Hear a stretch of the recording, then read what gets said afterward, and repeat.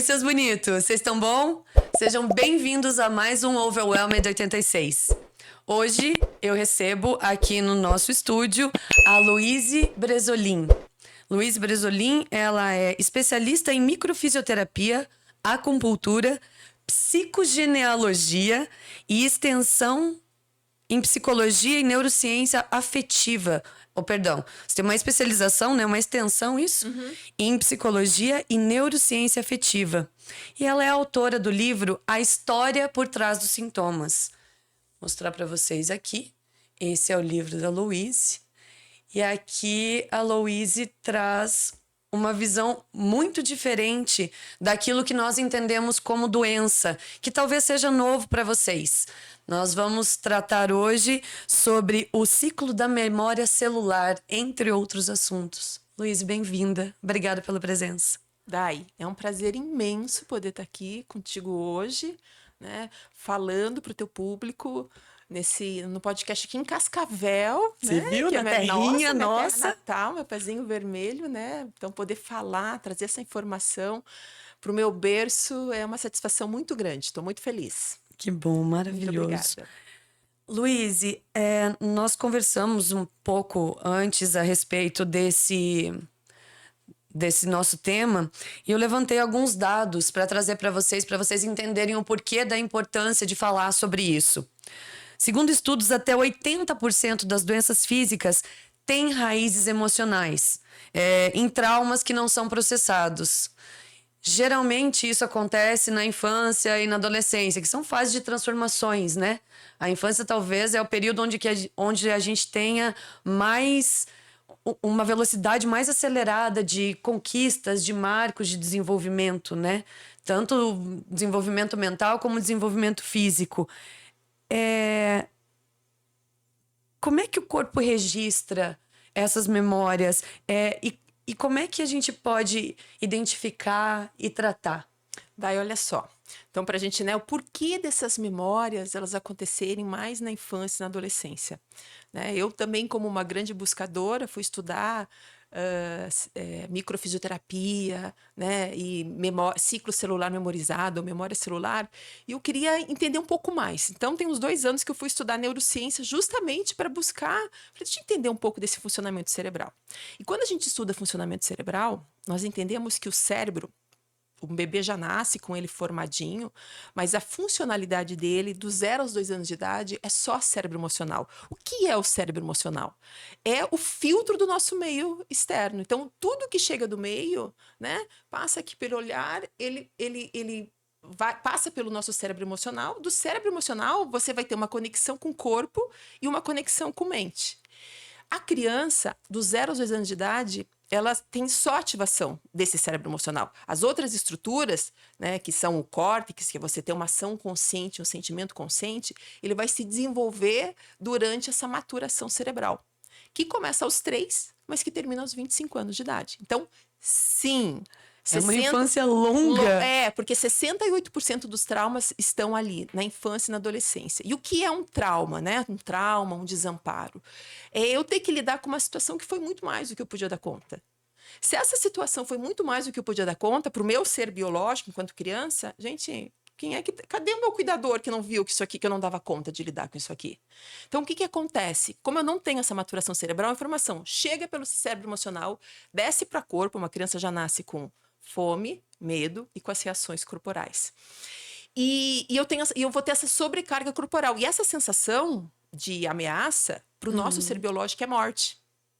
Então, se eu não tenho um cuidador, se eu estou exposto na natureza, se eu estou na vulnerabilidade, a minha sensação é de morte, porque uma criança com menos de 4 anos não sobrevive no tsunami. Então, o que o cérebro faz? Armazena.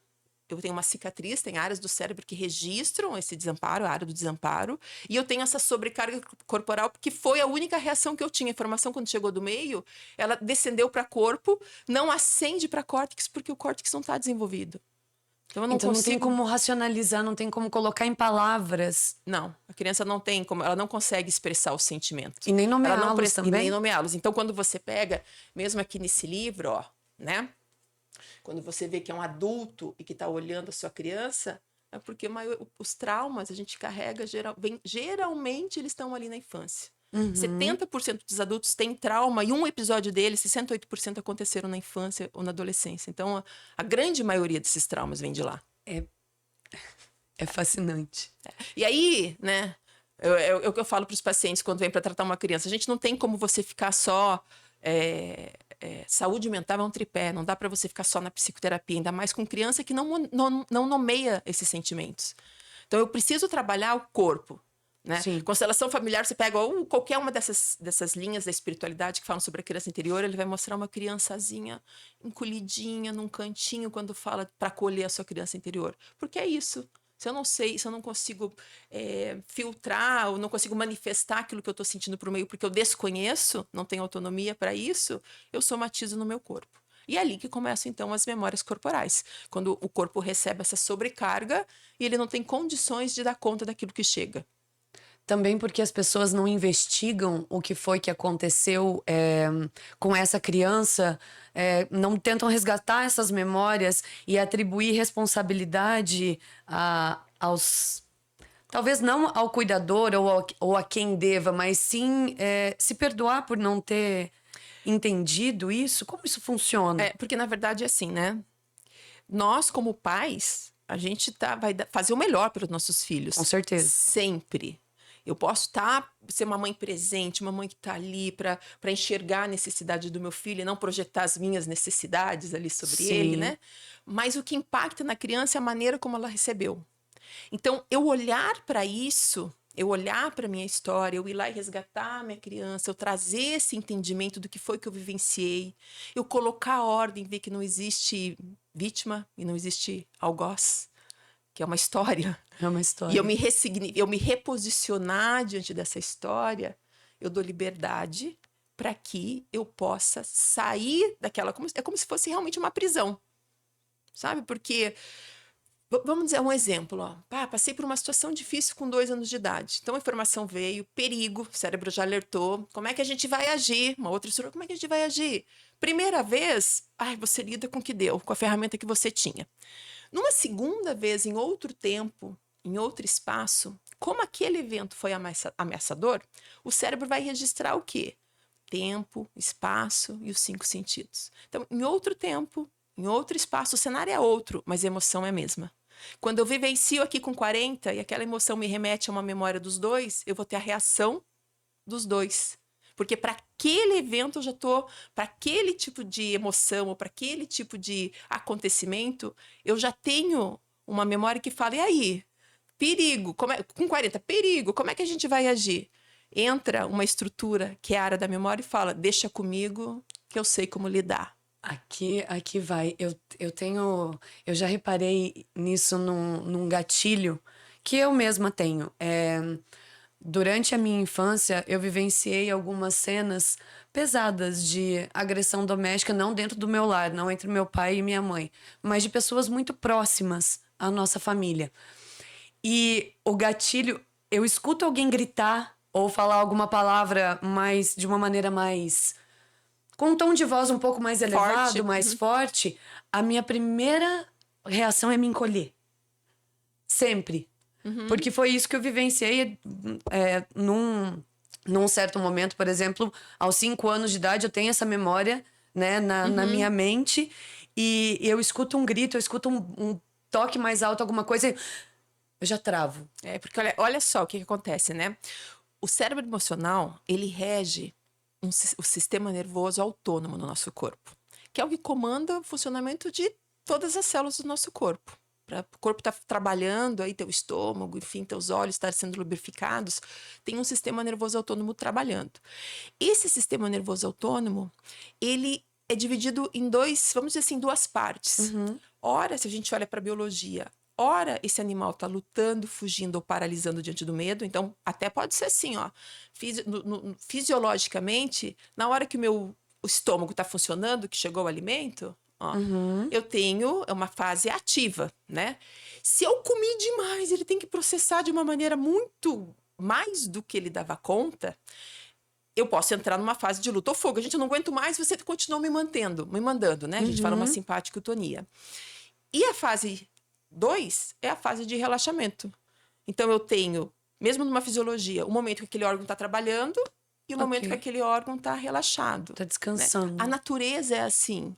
E a natureza rege o nosso ciclo circadiano. Então, durante a noite, ó, é o momento da gente relaxar. Conforme o sol vai se pondo, começa a liberar melatonina, porque é a hora do meu sistema entrar em reparo. Uhum. Para no outro dia, quando começar o levantar do sol, o corpo já começa a liberar cortisol, para você poder ir para a vida, né? Buscar, que representa comida e proteção para nossa biologia. Uhum. Né? Então, a natureza funciona dessa maneira. Quando eu passo por uma situação de estresse, para o ser que está vivenciando aquilo, é como se fosse realmente o predador. Então, ele entra em luta ou fuga. Você tem uma ativação do sistema nervoso simpático, que é de luta ou fuga. Toda vez que você olha, aí você vai para a reatividade. Então, toda vez que você tem o gatilho, esse teu sistema, ele joga uma adrenalina, cortisol, adrenalina, e você entra, o teu corpo entra nesse processo de ter que lutar e fugir. Ou luta ineficaz, fuga ineficaz, ou me paraliso diante do medo. E quando eu não tô bem, eu tô na fase de relaxamento, vagotonia. Consigo, que é comer, dormir e procriar, né? Que no nosso reino humano, eu consigo ter mais intuição, mais criatividade, ser mais assertivo no meu posicionamento. É dessa maneira. São N coisas, N fatores. Eu tô aqui embasbacada escutando ela falar, porque é uma linha de pensamento que eu gosto muito. E desses traumas que se manifestam nesses gatilhos, esses traumas também se manifestam no corpo, então, né? Essa é basicamente também a história, o enredo desse livro. Do livro, isso. Né? No livro ali são 28 autores, né? E que a gente trouxe, a grande maioria são relatos de experiência mesmo, de grandes desafios que vieram a partir de uma doença e de que maneira, ao olhar para essa doença, né? O que você está fazendo aí? Né? Que convite é esse? Eu costumo dizer que a doença ela é um convite para você poder revisitar as tuas histórias e poder ter uma outra visão daquilo que naquele momento, daquilo que naquele momento você não teve habilidade para lidar, mas agora eu tenho. Exato, né? Era uma criança, então, de 2 anos, que utilizava talvez a birra como linguagem de expressão, né? O choro. E não tem como você cobrar que ela tenha um entendimento. Nós temos que acolher, então, essa criança e nos colocar como cuidadores dela. Na verdade, assim, ó, neurociência afetiva. Então, o nosso ser humano é o único ser que vem ao mundo totalmente dependente desse mundo. A natureza, por exemplo, né, o reino vegetal, aquela semente já está com o potencial na semente. Uma semente de macieira vai dar maçã. Exatamente. Né? Então a gente pega ali no reino animal, um potrinho quando nasce, ele sabe, minutos ele já está indo em direção à mama. É ele que vai em direção ao alimento. Uma criança não. Uma criança ela precisa de 9 meses para dar os seus primeiros rastejar ou engatinhar em relação ao alimento. A ciência evolucionista, ela até acredita que foi essa necessidade de proteção e de afeto que fez com que o nosso córtex se desenvolvesse. Então, o nosso sistema nervoso, o que acalma ele, que ajuda com que ele se desenvolva de uma maneira que você tenha resiliência, que você possa saber lidar com o estresse, é num ambiente de segurança e afeto. Então, as nossas crianças precisam do quê? De segurança e afeto. Só que o nosso cérebro, ele aprende uma única vez e depois ele só replica. Então, a tua primeira experiência de ninho, mãe, pai e você como criança, foi a tua infância. Quando você vai gerar os seus filhos, você tá tendo como base, você já tem como base um aprendizado que você teve lá na tua própria infância. Então, o que acontece, né? Se eu não tenho as minhas feridas da minha infância tratadas, no momento em que a criança, não é que ela faz birra, ela entra em loops emocionais, a criança não sabe lidar com a imprevisibilidade. Então, se você prometer para ela, vou te buscar e à tarde a gente vai tomar um sorvete, vem te buscar de tarde, a gente vai tomar um sorvete de morango. E ela chega lá e não tem o sorvete de morango, e ela gerou uma expectativa com aquele sorvete, o looping emocional, a frustração de não ter o sorvete e o loop emocional que aquele cérebro entra, ela não consegue sair sozinho daquilo. Pensa que se o corpo manifesta aquela mente, para ela entrar numa birra, numa agitação, ela está tendo loops emocionais de emoções ali que ela desconhece, ela não consegue se regular sozinha. O que ela precisa? De um adulto que naquele momento de estresse e de exposição, imagina que é uma sorveteria, sua criança se joga no chão, você tenha regulação emocional, lucidez para se manter consciente no presente e para criar uma outra narrativa para a criança, de uma maneira lúdica, para tirar ela dali. Ai, olha, Páscoa. Coelhinho da Páscoa gosta de sorvete de morango, passou por aí? O coelhinho da... Sabe, você tem que criar um outro cenário para você tirar a atenção da criança daquela situação, daquela frustração que ela está tendo e acolhê-la. Para daí, aí sim ela consegue sair dali. Agora, se você falar, olha, tem um outro sorvete, pega esse, pega aquele. E se naquela agitação do momento, né? Ou naquela exposição que o teu filho te coloca, porque daí já começa a tua própria julgação de como você vai tratar ele. Se você não permanecer no presente, a tendência de você ativar uma memória lá atrás do passado, como é que meus pais lidavam comigo? Assim, pá! E você reage da maneira como você aprendeu. Então, eu costumo dizer, né, eu reforço isso, inclusive quando vem pais trazer os filhos para tratarem no consultório, que a infância, ela é um convite, nossos filhos nos convidam para a gente olhar para a nossa própria história, para a gente poder ressignificar e não replicar.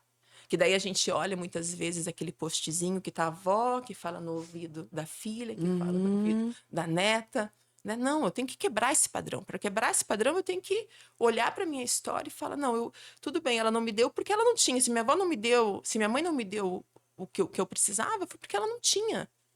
Né? Então, de que maneira eu posso fazer diferente? E você observa, talvez, né, na tua experiência em consultório também, Louise, que algumas pessoas às vezes perdem a mão no sentido assim, meus pais foram muito austeros comigo, foram muito duros comigo, então eu quero ser mais mais liberal e acaba sendo permissivo. E de que maneira a gente pode fugir desse lugar comum de perder a mão e acabar estragando o que poderia ser uma quebra de ciclo efetiva e benéfica? Daí, na verdade, são opostos da mesma energia, né? Então, você vai ter... vamos dizer assim, que eu senti que eu fui abandonada, que eu não tive a presença, minha mãe não estava ali, trabalhava, eu não tive a presença delas. Então, eu saio de um abandono e vou para o outro extremo. Ai, meu filho vai ser diferente. E aí eu entro na superproteção. Então, eu não abro espaço para ele poder desenvolver a sua própria autonomia, para ele poder conquistar a sua autonomia. E eu continuo lidando com o abandono, porque ele não precisa dessa superproteção nesse momento. Se você é uma mãe presente, se você tem as tuas necessidades de trabalhar, de fazer a vida fluir, e ainda assim você tem aquele tempo de qualidade para o teu filho, você está presente. Então, se tu tá com a sensação ainda de que tu tá abandonando o teu filho, é porque tem coisas sobre abandono que você precisa trabalhar. Exato. Né? Então tem mães que vêm e falam assim, nossa, meu filho tá grudado em mim e chora muito. Você tá se sentindo abandonada nessa criação? Tá difícil para você? Porque hoje a gente sabe, Laura Gutman é uma psicóloga argentina que tem vários livros que falam sobre a maternidade. Um deles que é bem conhecido, foi best-seller no New York Times por um bom tempo, é A Maternidade e o Confronto com a Própria Sombra. E ali nesse livro ela fala sobre a fusão emocional que a criança tem com a mãe, com o pai, com o cuidador. Ela se desenvolve a criança aprende por mimetização. A partir daquilo que ela está absorvendo ali naquele meio. É aquela máxima, né? É o exemplo que arrasta, né, Luíse? Não adianta você... mesmo. Não adianta você falar uma coisa e fazer outra. Não adianta você falar pro seu filho não tome refrigerante e você toma. Olha que hipocrisia, né? Como é que pode? Como é que pode? É bem isso. Não fique tanto tempo no celular e você passa horas ali no momento que era para ser um momento de partilha com ele ali, né? De convivência com ele, você no celular. Gente, ele vai replicar isso. Em algum momento, para você, ainda como filho, em relação a você como pai, e depois a tendência dele replicar isso na criação que ele vai dar para os seus filhos vai ser a mesma também. A não ser que, claro, ele se coloque num lugar de presença, né? De estar no presente. Aí a chance de replicar é muito pequena. Né? Praticamente não acontece, uma vez que você está consciente, sabe? Mas então ela fala sobre isso, sobre essa fusão emocional que a criança vai ter com esse meio. E é ela que diz muito, né? Você precisa, é um convite para você olhar para tua história. Para quê? Para que você não replique isso. É Porque aquela você máxima do avião, né, Luiz, que a gente precisa botar a máscara de oxigênio na gente primeiro, antes de querer ajudar ou salvar o outro. É. E dentro da nossa cabeça, às vezes, de pais, os nossos filhos sempre são prioridade, né? Mas a gente tem que entender também que a prioridade é nós estarmos bem para poder tratá-los como prioridade. Não, e olha só, né? O que é trauma? O que é desamparo? Eu tenho que lidar com uma situação muito maior do que eu podia dar conta, né? Então, o que gera um trauma? Negligência no cuidado, superproteção. Superproteção? Como assim, né? Quando você superprotege teu filho, você está justamente diante das conquistas que ele vai tendo de autonomia, que ele precisa para poder sobreviver na natureza, você está limitando ele não vai ter condições depois de sobreviver. Também a rigidez na educação e ambientes de estresse. Você comentou dessa história que não era com os seus pais, mas era de alguém próximo, Muito né? próximo. Tem estudos que mostram que impacta tanto quanto você viver a história, você fazer parte dessa história, você ser um observador dela. Impacta o observador da mesma forma como daquele que está vivendo, dependendo da relação que esse observador tem com aquele evento. Então, é como se você estivesse lá. Não foi meus pais, mas é como se estivesse lá. Tanto que eu não posso escutar alguma conversa mais alta, né? De uma força maior que eu já entro em luta ou fuga, ó. Ou já paraliso. Né? Já ativo o meu sistema nervoso simpático. Se encolhe inteira. E ainda dentro desse... A gente falou, então, a respeito dos traumas num aspecto mais psicológico, mais emocional, né? E de que maneira as doenças estão relacionadas com esses traumas? Existe alguma ligação? Então, olha só. Existe dentro dessas medicinas integrativas, né? Vamos deixar bem claro que elas vêm como um suporte para toda a medicina convencional. Exato. A nova medicina germânica, né? Desenvolvida pelo Dr. Hammer, que fala sobre essa questão emocional por trás de todo o sintoma, que é o que a neurociência vem e fala, ó, o cérebro emocional vai estar conectado com o corpo desde o momento que a criança nasce. Então, eu vou ter sempre uma reação corporal. Sim. Né? Então, o corpo, que é uma memória, né? Eu passar por uma situação que ou eu fui pego de uma maneira inesperada, não estava esperando, e eu não tive recursos para poder dar conta, né? Porque eu não estava esperando. Ou realmente chegou a informação e me faltaram recursos. Eu fui pego de surpresa. No outro, eu não tinha recursos para poder dar conta. E noutra situação, tá tão prolongado esse estresse que eu escasso o meu sistema de recurso. E aí eu vou ter uma sobrecarga sobre o funcionamento daquela estrutura. Quando a gente trabalha, nós fisioterapeutas, como trabalhamos em cima dessa memória corporal, o que a gente sente é esse campo. De que se está passando, está tendo um campo elétrico aqui ou está bloqueada essa informação? Então, a gente devolve essa funcionalidade a partir desse toque sutil. Né? Mas o corpo, então, ele vai ter por trás, que é o que o Dr. Hammer fala, por trás de toda manifestação, eu tenho que ter uma memória primária servindo de base. Porque lá na lei da evolução das espécies, Darwin disse que a alteração desses tecidos embrionários veio pela necessidade de sobrevivência. Então, toda vez que um tecido altera a sua estrutura ou a sua função, ele está tentando adaptar você a uma dificuldade que você está tendo no meio. Mas para eu já ter uma alteração nessa estrutura, eu tenho que ter uma memória primária lá servindo de base. E aí, quando a gente olha para essa estrutura, a gente vai buscar entender o quê? Para que serve essa estrutura? Porque se eu sei para que ela serve, eu posso entender qual está sendo a minha dificuldade. Para eu tentar fazer uma analogia, para ver se eu entendi direito. Por exemplo, você falou a respeito da evolução e dessa informação das modificações que o corpo vem fazendo nos níveis de gameta, daí para passar essa informação. O apêndice é um órgão que foi perdendo função com a evolução, com o passar dos anos, e hoje ele só serve para inflamar, né? Eu vi um estudo há um tempo atrás que a maioria das crianças, a partir de 2005, nessa época, eles começaram a constatar que a maioria estava nascendo sem o apêndice.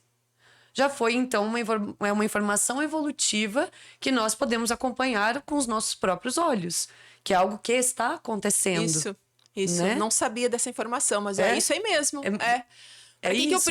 Por que eu preciso dessa estrutura se ela não está sendo usada, né? Exato. Vamos pegar um sintomazinho bem comum. Vamos. Né? Por exemplo, um refluxo. Refluxo, ótimo. Refluxo. Ótima escolha.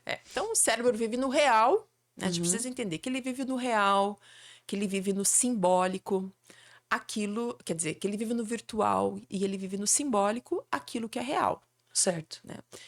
Então, o esôfago, ele serve para quê? Né? Para receber a primeira estrutura, a boca, a primeira estrutura que recebe o alimento é o esôfago.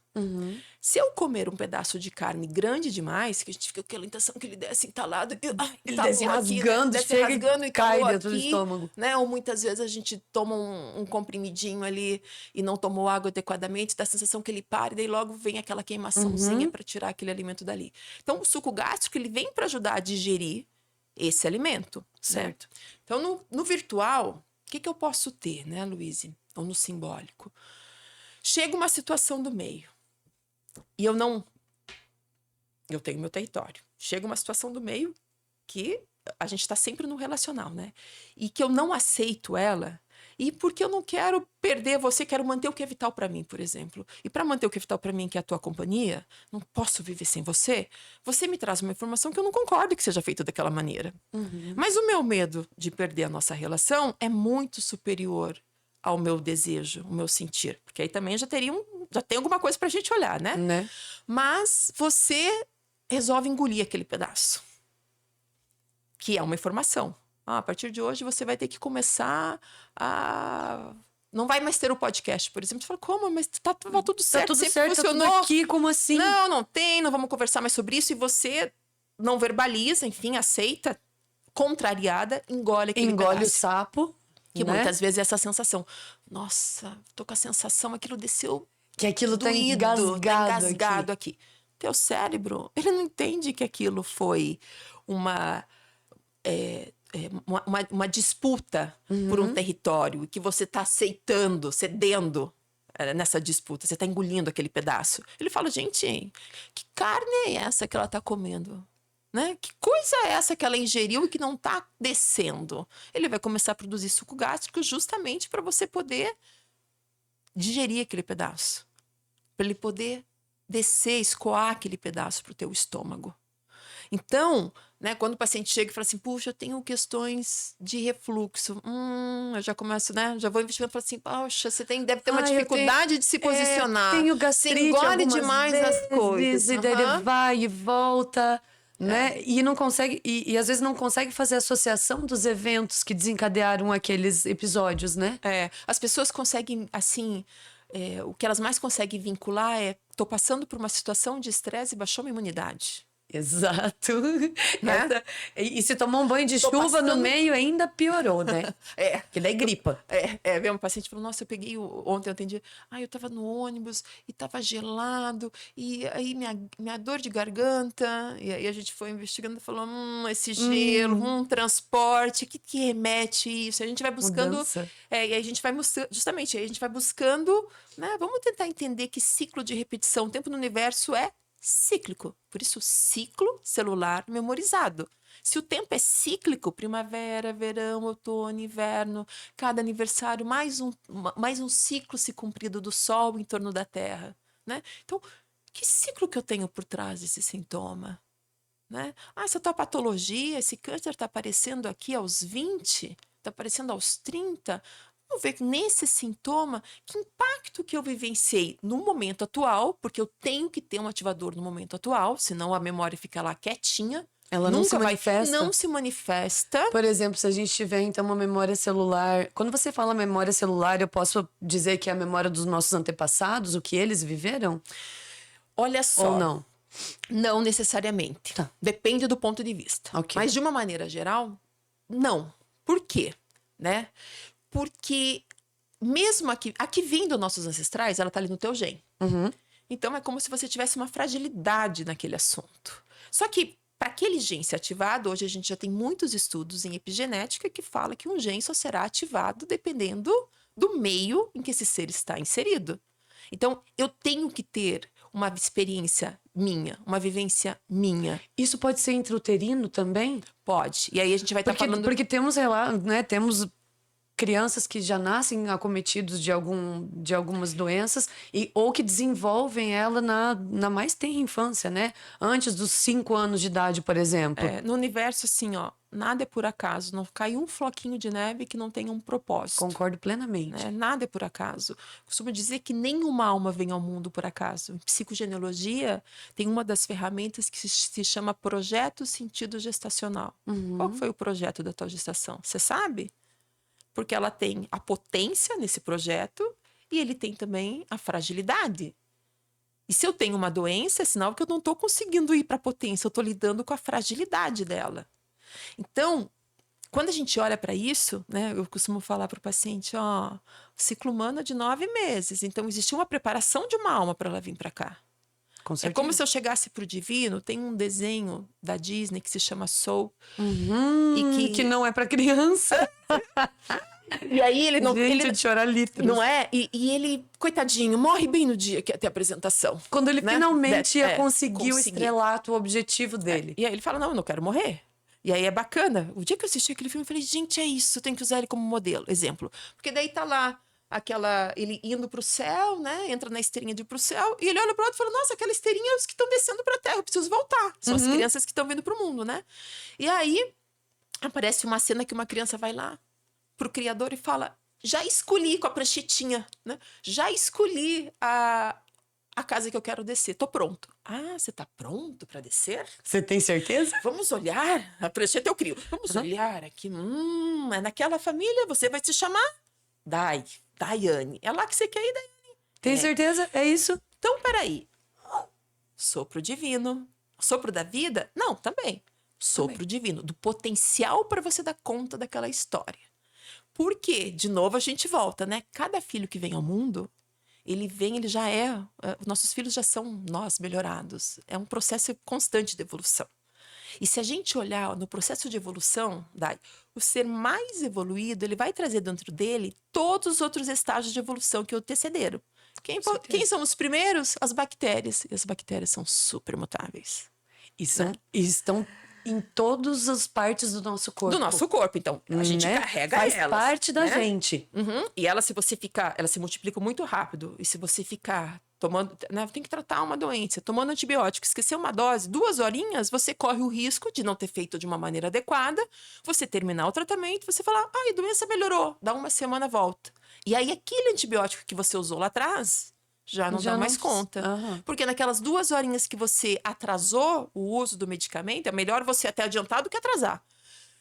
Ela já teve replicação e já vieram novos seres com a resistência àquele antibiótico. Então, nós somos assim. E é por isso, então, que da penicilina nós fomos até aos super antibióticos modernos, de amplo espectro, e por isso que não é bom que já não dão mais conta, isso, né? E por isso que não é bom você ficar tomando à toa, né? Exatamente. Porque você vai criando resistência como tudo, né? Que era uma coisa que na nossa infância fazia parte da nossa infância. Eu lembro que a gente tinha amoxicilina com clavulanato dentro da geladeira.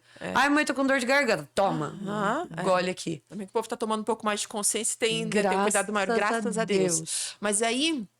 Olha só, deixa eu ver onde é que eu parei aqui, que eu me perdi um pouquinho, tava contando. Então. E aí, quando você vem para esse mundo, Deus fala, então tá aqui a potência para você. Então você traz aquele desafio que você fala, não tô dando conta, porque eu queria me realizar eu queria estar lá e tô sempre aqui. Gente, tem coisa para você olhar. Né? Porque a potência tá em você. Se a potência tá em você, o que nesse decorrer desse meu desenvolvimento aconteceu que eu me desconectei disso? Por que tá sendo tão difícil? Uma paciente falou, não, mas hoje para mim, né, saindo do consultório, falou, ai, Luísa, mas eu não sei se eu vou dar conta, já me dá um medo. Respira, assenta, porque esse cérebro pode nesse desenvolvimento do 0 ao 6, se eu fui um ambiente hostil, onde eu aprendi que eu não valia a pena, porque quando eu chamava ninguém me atendia, eu posso estar condicionado a não pedir ajuda, condicionado a achar que eu não amo, condicionado a me faltou proteção, a achar que eu não tenho força para fazer as coisas. Não tenho coragem, se eu tenho sente medo. capaz Não me também. sinto capaz. Justamente. Só que se aquele desafio está chegando para você, você criou aquela realidade. Primeira lei hermética do universo, a mente é o todo. Se a mente é o todo, você cria tudo o tempo inteiro. Então, a gente entender que o Criador já deu a potência, e se eu não estou encontrando ela porque tem alguma coisa no meio do caminho me desvirtuando, já é um convite para você, né? Deixa eu olhar para minha história e deixa eu entender. Deixa eu entender o que está acontecendo, Aham. em que momento foi que a gente perdeu o controle do Deixa eu Fusca. acalmar essa mente, né? Isso. Deixa eu usar de técnicas de regulação emocional, acalmar minha mente, para eu ensinar para esse meu cérebro que ele não precisa ficar nesse pequeno circuito que eu falei no começo da conversa. Cérebro emocional, corpo. Cérebro emocional, corpo. Tenho 40 anos, para ser aquela minha emoção tem uma memória aos dois, ele fica nesse pequeno circuito. Eu preciso ensinar para ele que existe um outro circuito maior. Eu preciso ensinar para ele que isso é paz, quando eu faço as práticas de respiração. Eu preciso ensinar para ele o que é segurança, porque talvez dentro daquele meu ninho, quem era para me cuidar não me cuidou. Sim. Então, eu não consigo ter uma sensação, eu entro dentro da minha casa, eu não consigo ter a sensação de estar segura ali. E aí eu posso passar por um desafio grande, Dai, e falar, puxa vida, eu passo o dia inteiro naquele trabalho que me consome, e aí a crise de ansiedade da noite, quando eu chego em casa e estou relaxado. Aonde deveria estar em paz, É? né? Por que dentro da minha casa eu fico mal, né? O que essa casa me remete? Será? Como foi o meu primeiro ninho? Né? Porque aí a gente vai... Você entende como você vai expandindo muito mais? Sim. Como esse tipo de trabalho, né, que eu faço, e que, né, ele é um trabalho, tem um professor que fala leitura biológica, que é a nova medicina germânica, psicogenealogia, até mesmo a microfisioterapia, porque você vai entendendo dos sintomas, você vai entendendo que cognição que você está tendo para nutrir aquele sintoma. É como se fosse uma filosofia de vida. Entende? É literalmente uma filosofia de vida, né? É como se fosse, não, é literalmente isso. porque a gente tem que estar, nós precisamos estar num policiamento diário para fazer o bem e para estar bem e se sentir bem, né? Porque o nosso cérebro emocional, ele sempre tenta tomar o controle. E é uma disputa, né? Entre o que você já aprendeu e não precisa repetir, porque você já construiu toda uma história na sua cabeça, não é, Luiz? A infância te trouxe uma história, ela já te trouxe um automático, uma solução para reagir a uma certa situação. E esse processo de desconstruir é muito difícil para poder reconstruir uma nova forma de enxergar as coisas. Te pergunto isso porque doenças autoimunes, algumas são pouco estudadas. E algumas não têm nenhuma causa ainda descoberta, né? Porque o cérebro é uma ferramenta fantástica. Fibromialgia, artrose, esclerose múltipla, enfim, várias doenças autoimunes que existem e que não têm ainda uma chave. Que ninguém ainda conseguiu dizer, ó, é por isso que você tem fibromialgia. Tem algo a ver? Olha só, Gabor Maté, ele é PhD, é um médico, psiquiatra canadense, se eu não me engano, PhD em trauma. E ele, nas pesquisas deles, ele mostra muito claro essa correlação do trauma e do desamparo com as doenças autoimunes. Aquele cérebro lá que buga, se ele viver de novo, digamos, viveu o desamparo, sensação de morte. Ele buga a morte para ele. A nossa biologia, ela foi programada para a gente sobreviver. Tanto que o corpo faz de tudo para sobreviver que ele vai entrar em adaptações, que são as doenças. Adaptações. Eu ouvi essa palavra hoje para definir isso e eu achei fantástico. Continue, por favor. Ele entra em adaptações. Então, o que acontece? Ele, no momento do trauma, você fica com aquela cicatriz no cérebro, mas ele continua crescendo, se desenvolvendo. Então, você pega o cérebro de uma criança que foi criada num ambiente hostil e uma criança num ambiente seguro, daí é exatamente o mesmo. Quando você olha de fora, você fala assim, não, tá perfeitinho, dá até para dar uma avaliada por dentro, tá perfeitinho. Mas quando você coloca ele em função, né, o peso desse cérebro aqui das crianças em ambiente hostil é mais leve do que da criança que criou no ambiente de segurança e afeto. Os testes cognitivos dessa criança aqui, que foi criada no ambiente hostil, eles são inferiores a dessa que foi criada num ambiente de segurança e afeto. Então, literalmente, tem uma ferida ali. E o cérebro, para ele não viver novamente aquela grande ameaça que é a morte, ele guarda aquela informação e ele vai trazer anestesias cerebrais para você não sentir novamente aquela dor. 99% dos vícios são anestesias cerebrais. Então, vício de pensamento, eu não sou boa, eu não mereço, eu sou culpada. Eu não posso, eu não consigo. Vícios de relacionamentos onde eu não existo, é sempre o outro que existe. Onde você doa mais do que recebe. Eu não existo. Se eu dou para você e você não me retribui, eu tô te nutrindo, eu não recebo a mesma nutrição. Compulsão por comida, por bebida, por sexo, por drogas, compras. São vários pequenos vícios. E ele mexe tanto nesse eixo neuroimuno-endócrino que ele coloca, e a validação desse ser em relação a ele mesmo. Não me ensinaram a me amar. Tem um podcast que é muito lindo, esse trecho, que é o da Giovanna Elbach. Nem existe mais, mas na época que tinha lá o podcast dela, ela entrevistou a Sharon Menezes, que é aquela negra linda, tem super autoestima, né? Sim. Aí ela pergunta para ela, nossa, essa autoestima, ela tem presença. Vieram dos concursos de beleza? Ela falou, não, eu devo isso tudo à minha mãe. A sua mãe! A sua mãe! Tem certeza? A minha mãe, desde pequena, falava que o meu cabelo era maravilhoso, que minha cor da pele era linda, que o meu nariz era um nariz delicado. Eu cresci nesse ambiente. E eu só fui dar conta que eu sofria preconceito na vida adulta. E veja bem, eu sou uma negra morando num país, no sul do país, né? Não vivi preconceito? Mas extremos. Ela falou, com 7 anos de idade tinha um coleguinha que falava que o meu cabelo era como o da Tina Turner. Claramente aquilo ali era um bullying, uma tentativa, né? Mas eu achava tão linda da Tina Turner. Minha mãe me ensinou que era maravilhoso e não me abalava. Que eu fui entender o que era o preconceito quando eu já era adulta e alguém de fora falou, viu, isso aí é preconceito. Então, para você estão falando para você tá errado. Tá errado, não deve ser assim, porque eu não ligava, aquilo não me afetava. Porque ela tinha, né, a inteireza dentro do ser dela, de quem era ela, dos valores que ela tinha. Começa ali, nesse ninho, esses valores. Então, se eu passo por esses traumas, ele vai alterar esse sistema, esse eixo neuroimunoendócrino. E aí, com o passar do tempo, nessa desvalidação, o que é uma doença autoimune, né? O corpo mesmo, ele acaba agredindo a si próprio. É como se ele não reconhecesse aquilo mais como parte dele, como pertencente a ele. Claro que cada doença, daí a gente vai pegar a especificidade, né? Certo. Então, vamos dizer, uma fibromialgia, tem conflitos, tem grandes conflitos de impotência, de desvalorização, de impotência numa ação.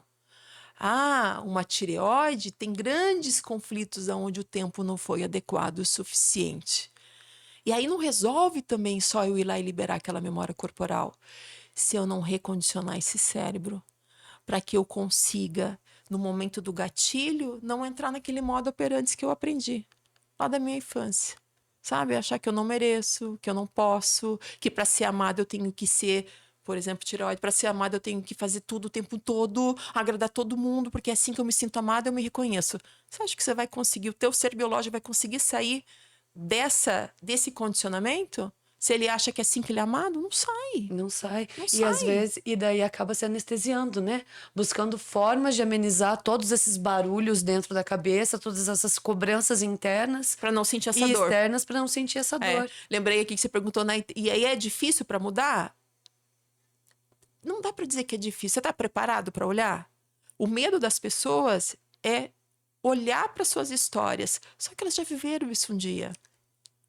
Olha, eu vou trazer para vocês a minha experiência pessoal com isso. Estava conversando com a Luísa e falei que faz muito pouco tempo que eu comecei a me entender e a revisitar essa Daiane criança e entender o porquê que as coisas se repetiam na minha vida, o porquê que as coisas andavam do jeito que andavam. E não é difícil. É um luto. é complexo, é mais do que difícil. Porque assim, e não é impossível, que fique muito claro. E não leva, é impossível, gente. E leva tempo. Mas essa resiliência que a gente vai criando com o passar desse processo, com essa... Como é que eu posso dizer? Com esse se confrontar, porque um pedaço de você morre. Afinal de contas, você sabia como fazer, num exemplo bem prático, você sabia como arear uma panela, que era daquele jeito. Mas vieram te mostrar um jeito melhor. Uma forma melhor de viver. A gente está o tempo inteiro se construindo, isso faz parte do nosso desenvolvimento como ser construindo e desconstruindo. Tanto que a gente tem um processo de renovação celular. Tecido muscular são 3 meses, tecido ósseo são 4 meses. Então, a nossa estrutura está o tempo inteiro se reinventando. A pele também, né? A cada um ano ou 6 meses? Não lembro bem não agora. sei te dizer. É por aí. Acho que a cada um ano nós trocamos todas as células desse tecido, que é o maior órgão do corpo, né? A pele. Então, a gente se renova todos os dias. Então, a gente já tem uma força mesmo que a gente chama dentro, né? Um nome meio... complicado para entender, mas é uma negantropia e entropia. São forças que agem sobre nossa construção e desconstrução. Negantropia tem algo a ver com negação, no caso? Não. Que é? É uma força de... A nossa força normal de desenvolvimento. Certo. Nascimento, crescimento, desenvolvimento, né? E a entropia é aquela força que vem e destrói para eu me reconstruir novamente. Entendi. Então, a gente está o tempo inteiro nesse processo. Claro que é difícil. E então, é por isso que eu preciso de um ambiente onde eu me sinto seguro e amado. Né, veio minha professora de neurociência, veio agora de um congresso de neurociência afetiva, e ela falou, Lu, nós somos muito amigas, ela falou, Lu, todo psicólogo, na verdade, todas as áreas da medicina precisam amparar o paciente, tem que trabalhar a regulação emocional, tem que ter esse acolhimento, Precisa. sabe, tocar o paciente, acolher o paciente, trazer esse entendimento para ele falar, nossa, mas tem saída. Né? Não ser um prescritor de receitas. Eu não vou dar conta. Não, você vai dar conta. E aí, olha essa metáfora.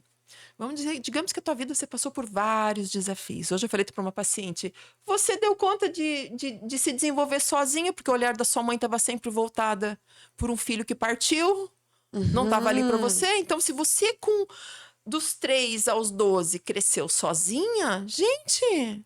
Qualquer coisa que chega no meio hoje não vai ser tão difícil quanto foi aquele processo lá, onde você não tinha nem habilidade para lidar com aquilo. Não tinha nem maturidade emocional, nenhum tipo de conhecimento. Nada, né? Porque a saúde mental ela foi relegada por muitos anos, né? Na nossa sociedade. Graças a Deus que o povo tá se abrindo para isso, né? Porque também virou necessidade, Sim. né? E a pandemia trouxe essa necessidade, né? A pandemia olha aí um trouxe ponto positivo da pandemia, tudo né? Tem. Trazer esse despertar, porque tudo tem. É bem isso, depende do ponto de vista. É uma dualidade eterna, né? Tudo tem um lado bom e um lado ruim. Isso. Nenhuma pessoa é inteiramente má, nem inteiramente boa. Isso mesmo. É isso. E a metáfora que eu tava contando é o seguinte... Tem um cachorrinho vira-lata que vive na rua há anos. Se depara com uma cachorrinha de madame que acabou de se perder. Cai a temperatura para menos 15 graus. Qual cachorrinho sobrevive? O da madame ou o vira-lata? Obviamente o vira-lata. Só que o vira-lata, se ele não sabe dessa habilidade que ele tem, ele abre espaço para o da madame. E o da madame, hoje eu falei para a paciente, ele, na verdade, está tão encantado com o da madame que ele faz de tudo para ela poder sobreviver. Ele não percebe que ele teria habilidade para poder sair daquele lugar. E numa dessas, o da madame acaba achando a força, o predador come ele porque ele se coloca vulnerável e ela se dá bem. Agora, se ele sabe quem ele é, ele tem faro suficiente para farejar territórios onde ele ia ser tratado como um rei. Só que se ele está preso ainda naquele abandono que ele viveu, nas dores que ele viveu, ele vai farejar ambientes onde ele vai manter aquelas relações tóxicas, manter aquelas relações onde ele é maltratado, onde ele é não acolhido. É como se ele ficasse replicando aquela dor, porque ele não consegue olhar com outros olhos, não consegue ver o quanto ele foi forte, o quanto ele é forte, o quanto ele pode conquistar qualquer coisa nessa vida a partir daquela experiência que ele teve. Né? Então a gente quando olha e fala, puxa vida, eu tenho força, eu não sabia que eu podia tanto e que porque eu posso a gente tanto. não valoriza pequenas coisas. Não é pequenos... quando a gente está tratando com uma criança, por exemplo, na primeira infância, O fato dela saber nomear uma cor, dela saber dar um passo, dela aprender a interagir, de mandar beijinho, é objeto de festa, né? Nós comemoramos, nós celebramos pequenos avanços. E isso se perde com o tempo. Nós esquecemos, né? Que já nascemos pelados, sem saber falar, né? Mal e mal sabendo respirar, sem saber deglutir direito, enfim. E aprendemos. E precisamos valorizar isso. Luiz, A gente precisa ter consciência, né? Assim, porque muitas vezes falta isso, falta alguém falar, alguém chegar e falar: ei, olha dessa forma. olha aqui, olha o que você olha fez. isso. Olha a Né? força que você tem. Olha só, meu filho tem 9 anos de idade, ele fala, ele anda, ele tá vivo, entendeu? Deu certo, né? Apesar de todos os desafios que todas as pessoas enfrentam no dia a dia, nós estamos aqui, agora. E temos um propósito. Muito claro. Muito claro. Muito e claro. A gente precisa sair das projeções que a gente recebeu, então, ali na nossa infância, para ficar conectado com a nossa potência. Com a nossa potência e com o nosso objetivo. Porque na verdade é assim, ó. Eu venho para esse mundo, né? A neurociência fala que a gente nasceu, até uma frase que eu coloquei ali, que escrevendo o livro veio para mim, eu falei, gente, é isso. Porque sim, a neurociência afetiva defende que, e é uma verdade, a gente veio para o mundo para pertencer, porque a gente precisa do outro. Mas é a autonomia que a gente vai conquistando que nos torna seres livres, para que a gente possa conquistar aquilo que a gente deseja, para que a gente possa viver a nossa vida na inteireza, né? Então, sim, eu preciso olhar. Meus pais não tinham esse conhecimento que eu tenho hoje. E provavelmente eu, como mãe, tento ser perfeita para Teodora, minha filha, mas eu tenho certeza que eu vou ter algumas falhas. Com certeza. Né? Mas eu quero estar ali, porque ainda mais eu posso estar falando, tivermos... filha, trata isso, vai para terapia, cuida disso, vai para... Né? Ainda mais quando passarmos pela adolescência, né? Isso. A famigerada. A famigerada. Isso. Então, tem forma de a gente conseguir lidar melhor com as coisas, né? E saúde mental, Dai, a gente precisa entender que tem estudos já que comprovam. Não resolve só você ter autoconhecimento. Eu sei quais são os lugares que são tóxicos, eu sei as pessoas, eu vou evitar esses ambientes. Não resolve. Você precisa trabalhar a memória corporal, que é o primeiro impacto de todo trauma, e você precisa trabalhar a regulação emocional. Porque, do contrário, você não consegue essa estabilidade. Vai continuar se replicando. Você vai evitar aqueles lugares que você conhece. Que não dá, esse tipo de assunto eu nem vou entrar, porque isso aqui é meu gatilho. Eu não quero nem discutir sobre isso. Mas um dia você vai estar na fila do mercado e aí, de onde você menos espera, vai vir aquela mesma emoção, uma situação semelhante. E você vai reagir na impulsividade. Então, não, eu preciso treinar a regulação emocional. Eu preciso entender o que está acontecendo, né? A primeira coisa é entender para depois conseguir condicionar e tentar trazer algum outro tipo de comportamento, né? Porque vai te dar suporte, né? Se você entende, você fala, nossa, o caminho é esse. Por que eu tô fazendo isso mesmo? Por que eu tô parado aqui respirando? É porque acho uma tolice. Mas a fisiologia mostra que isso vai mudar. Isso, assim, assado. Então, por que eu tô fazendo? Para te chegar lá. E aí, com o tempo, eu vou chegando. Porque, muitas vezes, se eu não sou amada, por que eu vou fazer alguma coisa melhor para mim? Se me ensinaram que eu não mereço. Pra que eu vou fazer um esforço em encontrar a mim ou encontrar eu não mereço, outro, então eu não mereço? Eu fico procrastinando. Eu fico levando a vida de uma maneira mais pesada. Eu fico me sentindo sozinho, mas ainda assim tenho dificuldade de pedir ajuda para os outros. Eu fico engolindo sapo. Eu fico boicotando a academia. São muito sabotadores. Luiz, eu quero te perguntar, infelizmente a gente está se encaminhando para o final já do nosso programa, e eu gostaria de entender, e é importante também que o pessoal de casa entenda, porque às vezes eu tenho uma visão de que, a vida da Luísa é colorida.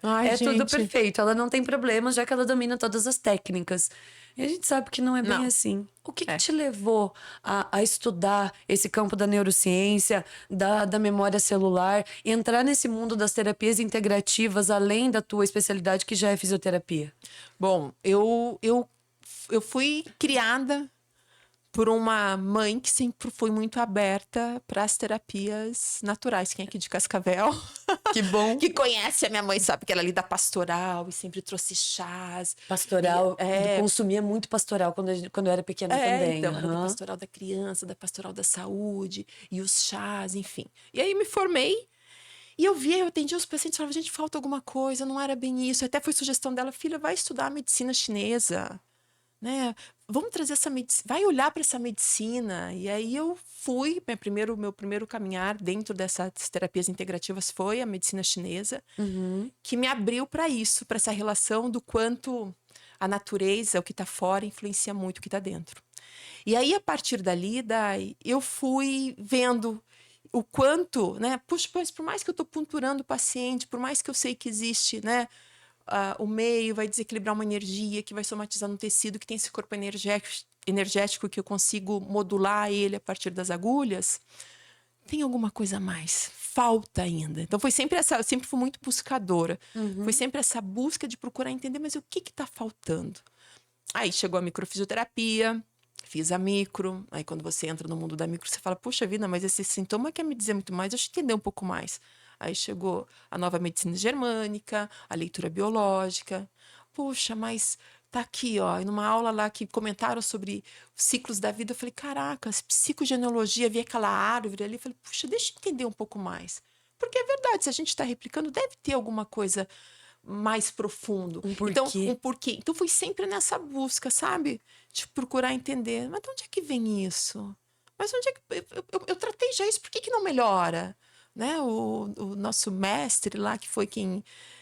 chama o mestre, né? Mas o criador da microfisioterapia, ela veio da osteopatia, que é aquela terapia que você trabalha mobilização óssea, mobilização muscular, fascias musculares. Osteopatia é uma coisa fantástica. Eu costumo para dizer que é coisa de bruxa, porque é um toque, às vezes aqui, sutil.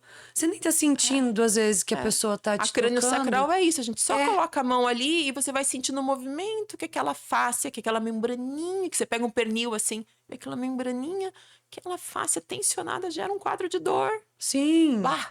E aí esse prof, ele falou, puxa, no dia que eu fui pegar o meu diploma, ele tinha um problema de coluna, no dia que eu fui pegar o meu diploma de osteopata, né, que eu fui a fundo na causa do problema, se toda osteopatia vai a fundo, vai na causa, na origem do problema. Ele falou, eu fui travado.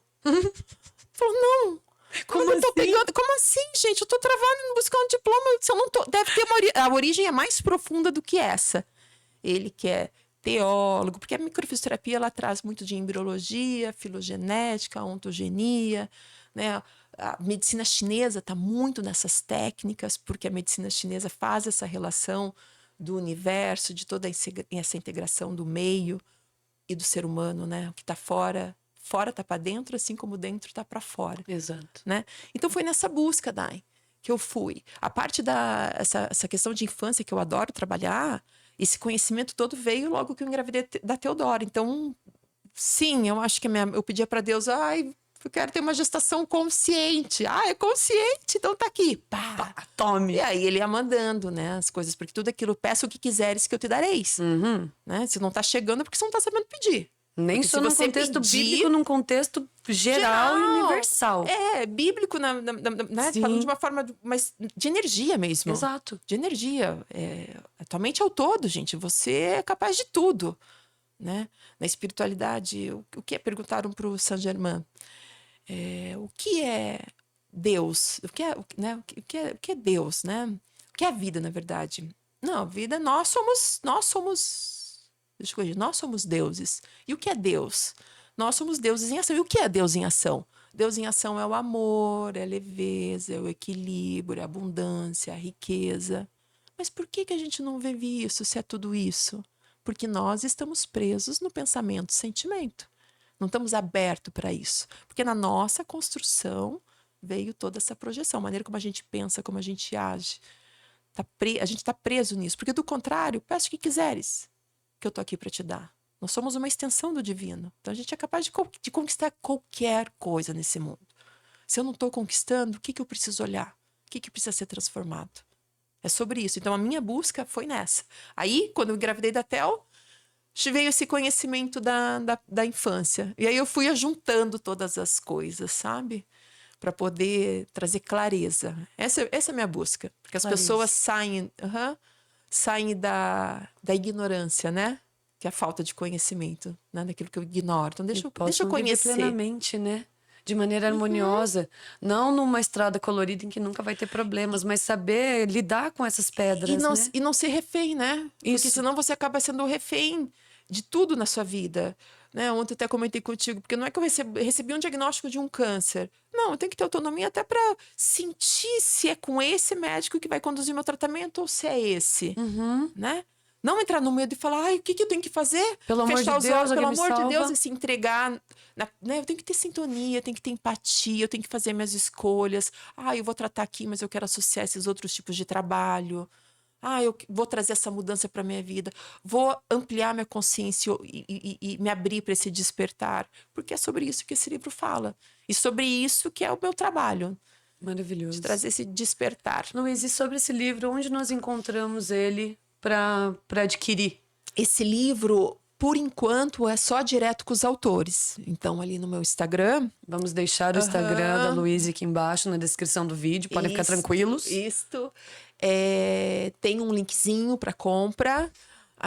Eu com 2 amigas, uma de Curitiba e outra de Santa Catarina, a gente vai fazer um lançamento em Curitiba. Então, pro pessoal de Curitiba, estão convidados. Olá, no dia minha irmã. 8 de maio. Minha irmã vai lá, na por Livraria favor. da Vila, lá no Shopping Guarani. Shopping Barigui. Ó, o Guarani já tá aqui também. No Shopping Barigui. E direto com os autores. É isso. Muito bem. Maravilhoso. Luiz, foi um prazer imenso receber você aqui.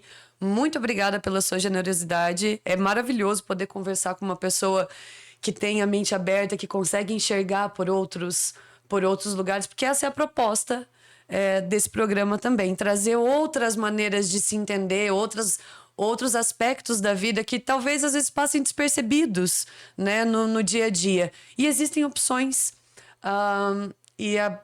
Nessa semana nós vamos comemorar o Dia do Trabalhador, né? Que é uma data bem próxima aqui.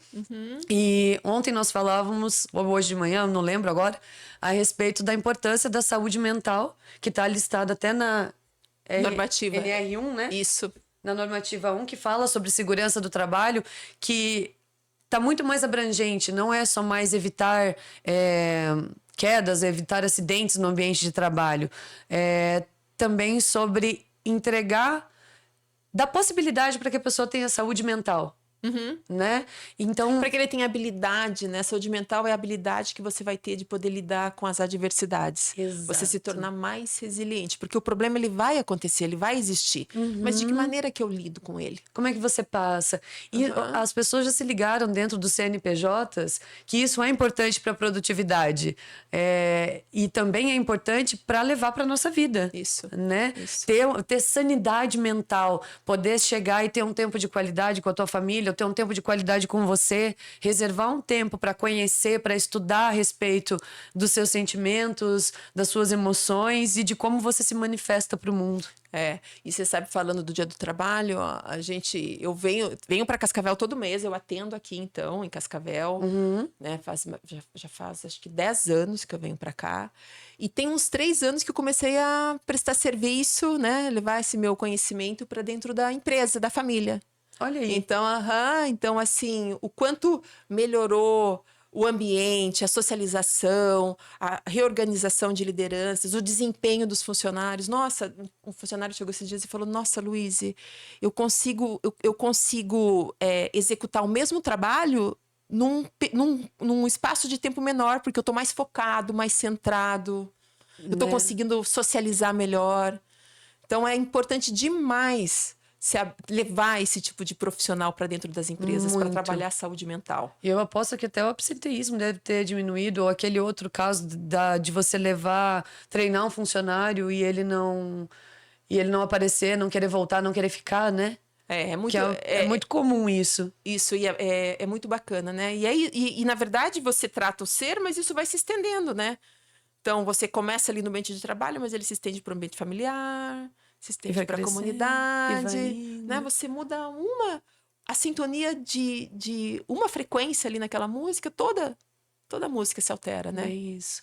Então, parabéns a todos nós trabalhadores que, de uma forma ou de outra, com o nosso tempo, com a nossa dedicação, com a nossa força física, com a nossa força intelectual, levam a economia do nosso país, o bem-estar de tantas famílias, de tantas pessoas, nas mãos, nas costas, na cabeça, enfim, independente da profissão que você atue. Parabéns. Parabéns a nós, que somos trabalhadoras também. Isso mesmo.